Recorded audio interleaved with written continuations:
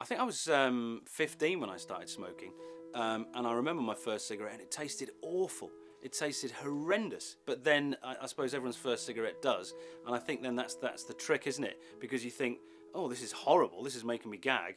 I could never get addicted to this. But then of course you do. For me, it was a routine thing. It was a nicotine addiction. It was habitual. It was, I wanted to fit in with everybody. It was all of those things combined. I mean, I remember I used to say, yeah, quitting smoking is easy. I've done it loads, which is it's a true line. I think on previous occasions when I'd really thought about quitting was essentially because of the kids. I've got 2 young kids, and I just remember being really, there was one night in particular where I was actually waiting for them to go to bed so I could have a cigarette outside. And I remember thinking, I'm wishing my life away here. This is dreadful. I'm actually willing my children to be asleep so I can go and do this ridiculous thing to myself. And that was a real kind of slap around the chops.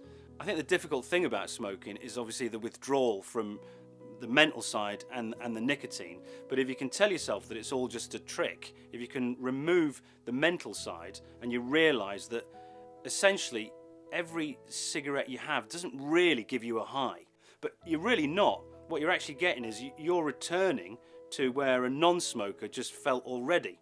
And you're actually going into a deficit prior to that.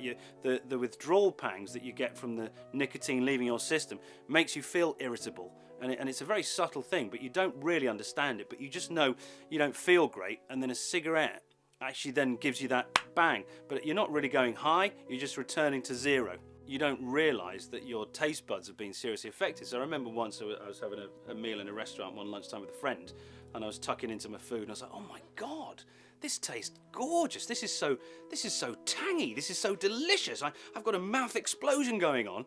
What is it? It's a boiled potato. And that was one thing for me. Well, I absolutely love that. Food, genuinely, tasted 1,000 times better. But I feel like I want to spread the message about how good it is not to smoke. And if I could do it, loads of other people can do it. It doesn't ever make you feel better. You just felt worse because of the withdrawal pangs of the last cigarette you had. And so you're stuck in this cycle. You will never feel better having a cigarette than a non-smoker would have felt anyway. It really is possible for anyone to give up smoking.